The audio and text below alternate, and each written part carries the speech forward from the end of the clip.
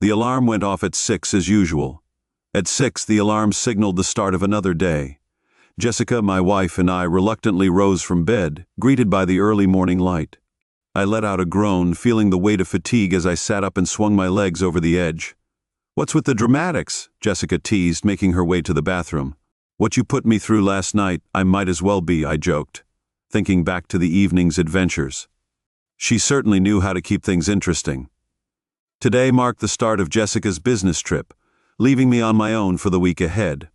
The thought didn't exactly fill me with enthusiasm, as I heard the sound of the shower filling the room. I thought about joining her, but decided against it. Last night had taken its toll, and I needed a moment to recover. Jessica came back to the bedroom with an air of energy, which contrasted sharply with my own sluggish demeanor. "Come on, sleepyhead. Time to rise and shine. We've got bills to pay," urged me playfully. All right, I'm getting there," I mumbled, dragging myself to the bathroom for some much-needed revitalization. Eventually, we reconvened downstairs for breakfast before parting ways. Jessica went off to the airport, and I went to the daily grind of work. Jessica and I both held positions at a medium-sized manufacturing plant. Jessica was an attorney at a medium-sized manufacturing plant in St. Louis. She was an expert at negotiations and often traveled with teams for off-site work. Site work like this trip to Denver to negotiate a new subcontract with a major aerospace firm happens several times a year. Each trip lasts at least a week. Jessica graduated from the State University 12 years ago. She's 5 feet 4 inches and weighs 125 lb. She has feminine attributes, measuring 34 to 2,435. I found myself utterly enamored by her charm and allure. I'm John Baker. I'm an engineer at the same company as my wife. I'm 37. I stand at 6'1" and maintain a weight of 165 lbs through regular workouts. Jessica and I share a passion for golf, often playing with friends. Our love story began at a company picnic where I instantly knew she was the one for me. Evidently, the feeling was mutual as we embarked on a whirlwind courtship and tied the knot 6 months later. Now 7 years into our marriage, we recently purchased our dream home 3 months ago. It's a place where we envisioned starting our family. Jessica planned to transition into a role as a stay. At the time, we were looking for a place to live together. Once our kids were old enough to go to school, we were really looking forward to having a family. Jessica was going to stop taking the birth control pills. When she came back from her trip, we were excited to start the next chapter of our lives together. I helped her load her suitcase into the car and said goodbye. She was in tears.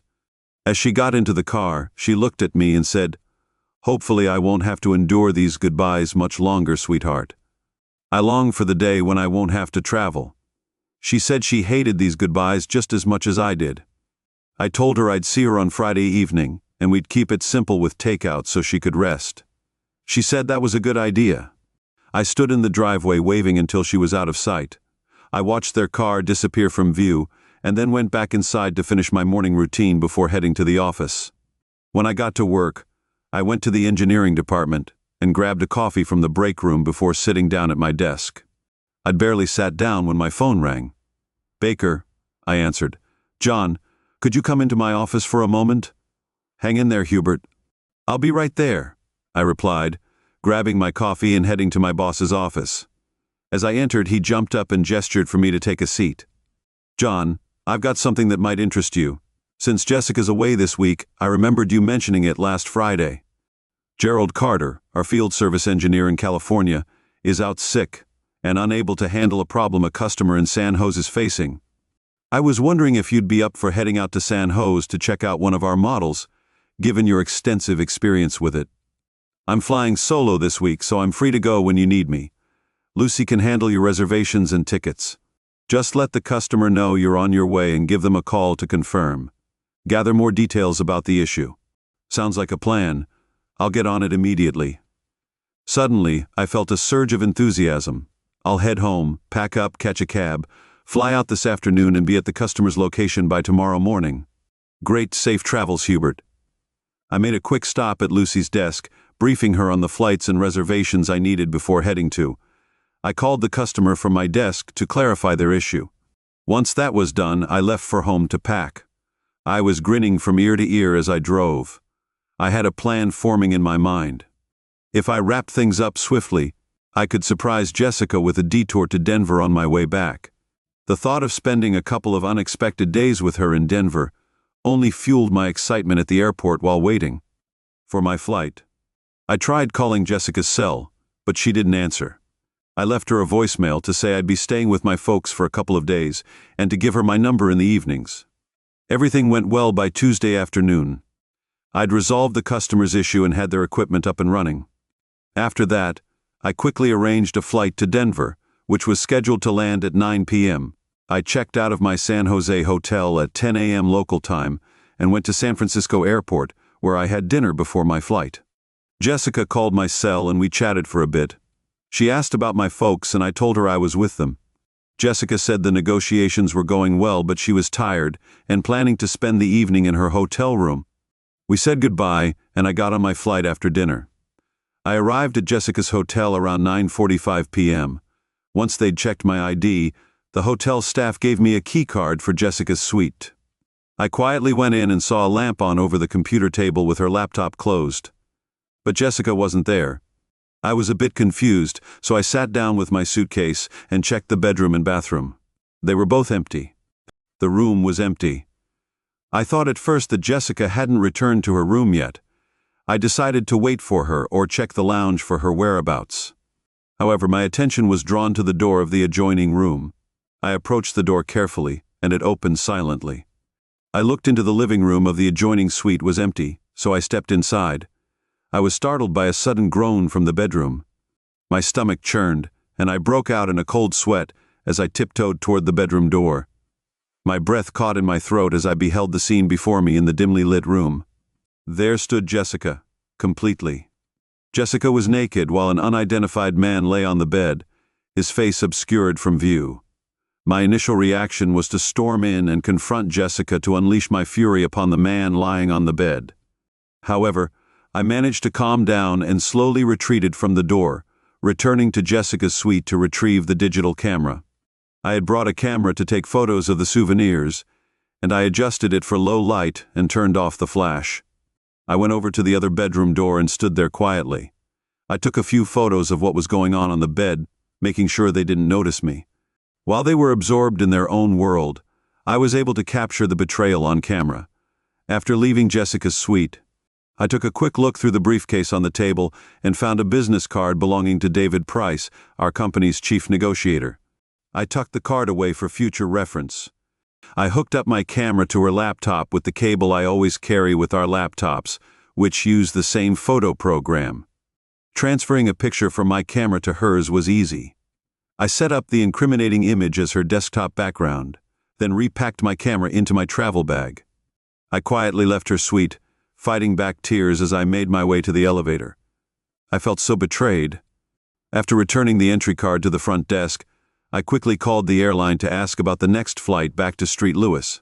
Fortunately, there was a 6. I'll be back by 9:30 a.m. I could be home by 9:30 a.m. on the flight that leaves at 6:30 p.m. I figured this would be around the time Jessica usually opens her laptop at the negotiating table. It'd be the moment she realizes she's been caught, which would signal the end of our marriage. I then went back to the airport and checked into a nearby motel. Despite feeling restless, I couldn't sleep. Instead, I kept replaying the distressing scene from Jessica's hotel room in my mind, letting my pent-up anguish out through tears. By the time I left the motel at 5 a.m., I felt a bit better. I'd cried all my tears and was ready to end the marriage as soon as I got back to St. Louis. I got into my car and saw my phone was ringing. It was Jessica, but I ignored it. I went home and as I walked in, the landline rang. I quickly checked the caller ID and saw it was Jessica again. I let it go to the answering machine. I listened to her tearful plea, which echoed through the room. "John, please call me right away. I need to talk to you, honey. It's important." I'm ignoring Jessica's tearful pleas. I'm going upstairs to change my clothes before going out to rent a U. When I got back, I started packing up to leave. I wanted to be out of the house by the time Jessica got there at around 4:00 m. I managed to relocate all my personal belongings to a rental storage unit within a couple of hours. Then, before packing, I scheduled an appointment with our lawyer to initiate divorce proceedings.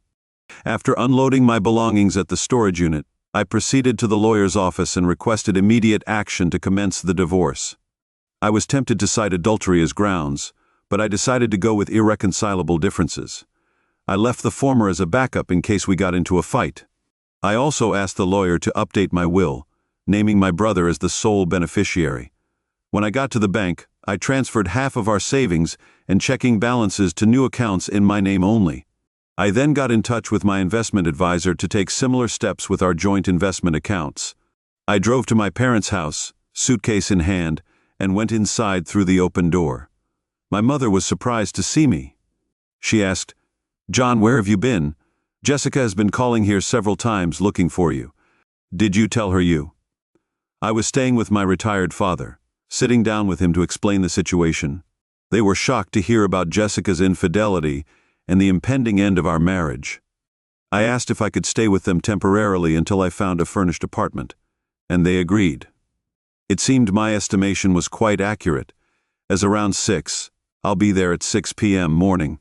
Just as we were getting ready to have dinner, the doorbell rang. My father went to answer it, and he came back a few minutes later with Jessica, who looked really upset. "John, why haven't you been answering my calls? I really need to talk to you. You've moved all your stuff out of the house."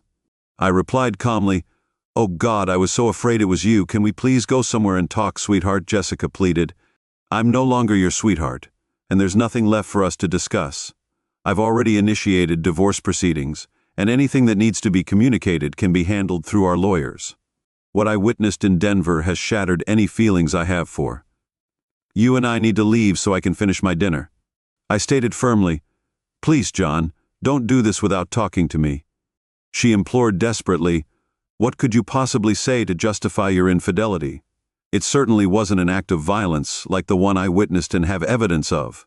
I retorted, my tone unwavering, "You better call your lover, David, and inform him that I'll be dealing with him tomorrow. I bet his wife will have a different take on this than I do." "John, can't we talk? Please, John, my dinner is getting cold." I replied firmly, "But I'll offer you this. Why don't you take some time to write me a nice long letter explaining how you rationalized breaking your wedding vows? I'm sure a lawyer as smart as you can articulate how it was my fault, and how you could still love and respect me very much," with a sob. Jessica turned away, but before she reached the door, she turned back to me. "Please, John, don't end our marriage without talking to me." "Goodbye, Jessica," I said, my tone resolute, after she left, still in tears. My parents remained seated, stunned by the exchange. "It was awfully harsh, John," my mother remarked. "Mom, do you want to see the pictures I have of her and her lover?" "I have pictures of her and her lover, which is harsh," I replied. "She completely disrespected me, and I can't live with that, nor can I ever trust her again." "I understand," my father finally spoke up. "Maybe if things calm down a little, you might see things differently." "I don't think so, Dad. Let's talk about something else so I can finish my meeting." "Okay, son," my father replied. I left home that Monday morning, agreeing reluctantly, and a feeling of sadness washed over me at the thought of leaving Johan behind. However, I couldn't help but feel excited about the prospect of starting a family together once I returned. We had waited patiently, ensuring that we were financially and professionally prepared to embark on this new chapter of our life. Now everything seemed to be falling into place. The trip to Denver went well. I sat next to David Price, our main negotiator. We chatted about the upcoming negotiations and then got into more personal stuff, like our families. David knew I was planning to quit work when I got pregnant. He said he'd miss me once I started a full-time role as a mother. At 48 and married for 2 decades with children in high school, David and I had formed a strong negotiating team long before my marriage. We got on well and were used to each other's company. Meanwhile, the other 2 members of our team chatted away behind us when we arrived at the hotel in Denver. David and I checked into our rooms, which were conveniently adjoining.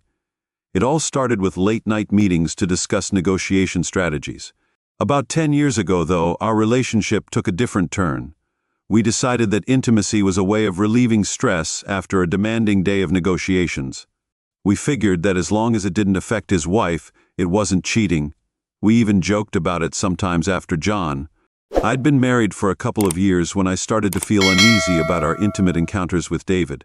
We eventually stopped, but during a particularly stressful negotiation, David suggested we revisit our arrangement to alleviate tension. Reluctantly, I agreed, and before I knew it, I found myself drawn back into the affair. The excitement of the forbidden and the risk of being caught were heightened by my libido at home. John seemed to benefit too, taking away any guilt I felt during the trip. We didn't connect on the first night as I was tired after dinner. After a long day of negotiations, I agreed to meet with David the following evening. I'm not sure how or when John found out the truth or got the incriminating picture, but when I opened my laptop the next morning, I was shocked by what I saw. David, who was sitting next to me, reacted quickly, closing the laptop and asking for a short break from the negotiations. We went to the hallway where David was clearly angry. He asked, "What's that mess on your desktop?" "I have no idea," I replied. "It wasn't there the last time I used it." David took a closer look and said, "Oh no, that's you."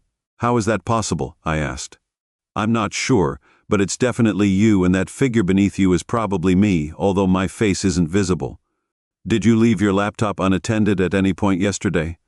"No, it was with me during the trip and in my suite while I was visiting yours." "Could someone have accessed your room with a camera?" "I doubt it. The door was closed and I assumed it was locked." "You need to return to the hotel and check if anyone was given access to your room last night. I'll take care of things here. Try to contact John and find out where he was last night. It couldn't have been him. I spoke with him at his parents' house last night." "Did you call him on his parents' phone?" "No, he asked me to call his cell phone." "That's strange. He could have been anywhere when you talked to him. Call me on my cell if you find out anything. Do whatever you can to fix this situation. Take a cab back to the hotel. Bye." I was soaked. If John was behind that picture on my laptop, it seemed like a clear message that our marriage was over. I needed to get back to the hotel and gather more information. The receptionist hailed a cab for me, and within 15 minutes I was back at the hotel. I went straight to the front desk to ask if anyone had accessed my suite. After checking the computer records, the clerk told me that a Mr. John Baker had been issued a card at 9:45. The previous evening, which was returned half an hour later. That's when I had the sinking realization that my marriage was likely at its end. The man I cherished more than anything had vanished, but I resolved to fight to win him back. I immediately tried calling John on his cell and at his workplace. His cell was switched off, but I left an urgent voicemail stressing the importance of him contacting me as soon as possible. His secretary revealed that he was away on business in California and expected to return tomorrow. He'd gone to California on business and was expected back tomorrow, so he'd gone there and perhaps stopped by on his way back to surprise me. It seemed we were both in for a surprise. I contacted his parents and they told me they hadn't seen him for several days. I urged them to have him call me as soon as they reached him. Calling our home yielded no response. I left a message, but there was no reply. I sat alone in the suite, tears streaming down my face, with no way to reach him except by going home. I grabbed the phone and made reservations for the next flight to St. Louis. After packing my belongings, I called David on my cell to tell him what had happened. There was a long pause before he spoke. "Jessica, I think we're both facing a divorce or even something worse. Our company doesn't allow relationships between employees at the managerial level. If this gets out, we could both be fired. It wouldn't be good for our careers. For our careers, I should have realized, but losing John feels like the end of the world to me. Losing my family would be devastating too, but your priority now is to return to St. Louis and try to reason with John. See if you can salvage the situation. I've already booked a flight departing at noon, so I should be back in St. Louis by 4:30. I need to find him and have a chat. I'll keep you posted on how it goes. I'll have to stay here until the negotiations are done. I'll be looking out for your update with our goodbyes." We said goodbye. I went down to the lobby, checked out, and used the hotel's Lango service to get to the airport. On the way back to St. Louis, I prayed a lot, hoping to have a chat with John. I needed to explain that it was just a physical encounter and didn't mean anything. I put everything on the line, hoping he'd see my infidelity for what it was, a meaningless act. At first I didn't think he'd gone anywhere. But when I got to our bedroom, I saw that he'd left without a word. I called him, but he wasn't answering. I went to his parents' house to find out where he was. When I got there, I felt a gut feeling that something was wrong. His coldness and detachment were almost physically sickening. He delivered the news of his intention to file for divorce with a brutal lack of empathy, stating unequivocally that he had no interest in conversing with me. He was adamant that nothing I could say would alter his decision. His suggestion to write a lengthy letter detailing my perspective felt like a final twist of the knife. I excused myself and retreated to my car, where I succumbed to tears. The family we had dreamed of building would never materialize. We would never share the joys of growing old together or enjoy the delights of grandchildren. In my despair, I was selfishly afraid that by the time I found another partner, I might be too old to conceive. Eventually, I mustered the strength to start the car and drive back to our now desolate home. I was engulfed by a profound sense of loss and uncertainty. After a restless night, I got up early and went downstairs to make coffee. I was feeling down in the dumps, so I grabbed my laptop and camera to try to cheer myself up. I started looking through the pictures on my camera, hoping to find David. His face was a bit indistinct, but I kept at it and finally noticed something. On his right arm, as it reached towards Jessica's chest, I zoomed in and saw what I was looking for, a tattoo. When I enlarged it further, I saw that it was a heart with the name J Mate inscribed within it. Janet was David's wife. With this evidence in hand, I went upstairs, showered, and got ready for work. When I came back down, my mother was already preparing breakfast for work. I didn't waste any time. I burned a couple of CDs with the incriminating photos and a blow-up of the tattoo. I also printed several sets of the photos and put them together in a folder. I went to the Human Resources Department and asked to see the manager, Chad. We'd met at a small company and even played golf together. I put a set of pictures from my folder in front of him. I was waiting for his reaction. Chad's expression was a mix of curiosity and amusement. Sorry, Chad. They may seem explicit, but that's my wife and David Price. As you can see from the date and timestamps, they were taken Tuesday evening in David's hotel suite in Denver. They were there for a negotiation trip on behalf of the company. So, what do you want to do about it? You can fire both of them for cause under the anti-fraternization clause and their contracts with the company. We've never enforced that before. Are you sure you want to do that? It'll expose this affair to everyone. Does this mean you're pursuing a divorce from Jessica? I've already instructed my lawyer to start drafting the papers, but if you choose not to act on this, I'll have no choice but to take legal action against the company.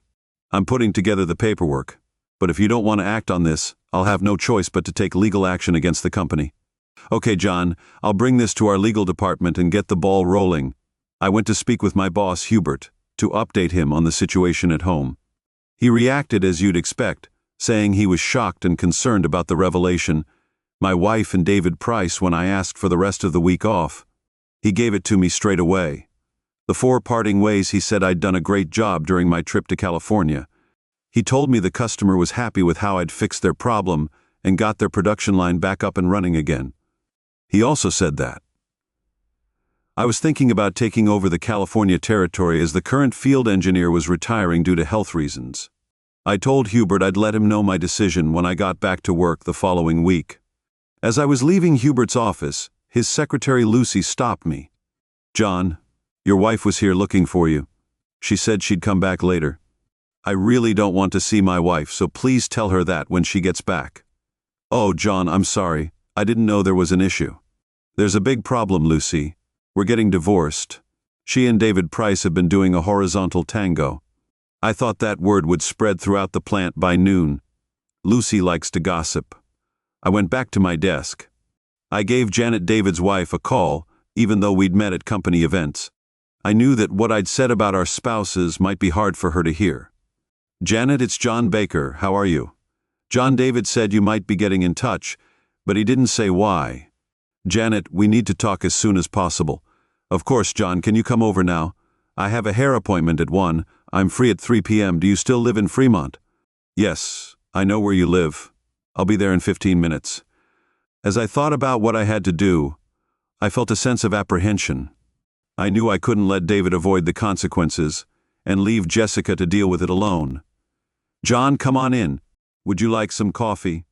I just brewed a fresh pot, Janet offered, gesturing towards the living room.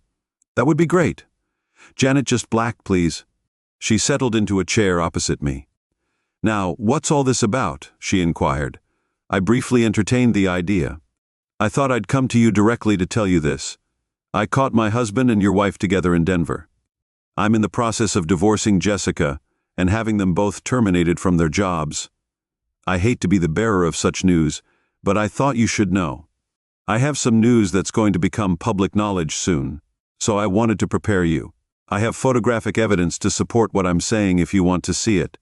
I observed her closely, trying to gauge her reaction, but was taken aback by her lack of visible emotion. John, I've had my suspicions about David's behavior for a while now. I've noticed for a while now that David's been unfaithful on his business trips. I always hoped it wasn't true, but I realized that eventually something would come to light. I suppose this is it. I'm truly sorry for what you're going through. I'm sorry for the potential consequences for David. He's reaching an age where finding another job with comparable pay could prove challenging. Now I have to figure out what to do next. Would you like a set of the photographs I have? I offered to leave them with her. Janet replied quietly, I'm truly sorry, Janet. I couldn't let this slide. Jessica and I were on the brink of starting a family, but I can't build a future with someone I can't trust or respect.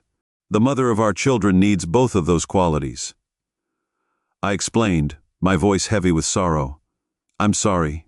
I appreciate you being honest with me, John. I wouldn't want to hear this from anyone else. Let me say again how sorry I am about what you're going through with Jessica. I'm sure she's just as upset and regretful as David will be when he finds out that I know about his affair. I only wish it were a one-time thing. Time is the biggest factor here. I could forgive, but I know it's been going on for years. That's hard to accept now. Janet said she was sad but also resolved. If there's anything I can do to help, please let me know. I'm sincere as I leave for my parents' house. Epilogue. It's been 6 months. Since I started the divorce process this morning, I've received the final agreement that ends my marriage to Jessica. I haven't spoken to her or seen her since she visited my parents' house. My lawyer handled everything in the settlement. I gave up the heavily mortgaged house, along with its furniture and furnishings, to cut all ties with her. I also had my name removed. With the mortgage gone, she was left to pay the bills on her own. She ended up selling the house, which was a big financial hit.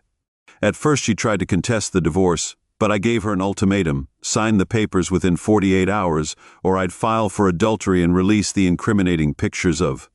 She and David had been online together under pressure, and she agreed within the time frame that had been set. That's why I'm a free man today. It seems that she didn't want me badly enough after all, although she lost her job as a result. Jessica, who is a very clever lawyer and negotiator, managed to get a new position within a month. It may not offer the same salary or benefits as her previous role, but I hear that she's managing. She's even started dating again. Best of luck to her new boyfriend, whoever he may be. I can't help but wonder if she's told him about our divorce and why it happened. Perhaps I should tell him myself. Janet divorced David and left him financially drained despite being fired from his job. He managed to find new employment, but his current salary makes it challenging. He's got to make sure he meets his alimony and child support obligations. As for me, I've settled in Santa Maria, which is a lovely coastal town halfway between the Bay Area and Los Angeles. It's great because it gives me easy access to both the northern and southern parts of the state. I made the move about 4 months ago, and now live in an apartment complex filled with singles and young couples. Many of them are saving up for a home. Housing prices here are pretty high, which makes it tough to get into the market. I've also met a woman in the same complex who's divorced.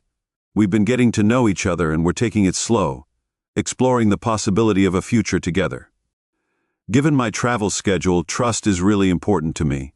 If we're thinking about starting a family, the ticking of biological clocks makes me realize that time waits for no one. It's made me think about making a move sooner rather than later. Thanks to everyone who listened to today's stories. If you enjoyed it, please like and subscribe. If you haven't already, feel free to share your thoughts on the events in the comments below. Take care.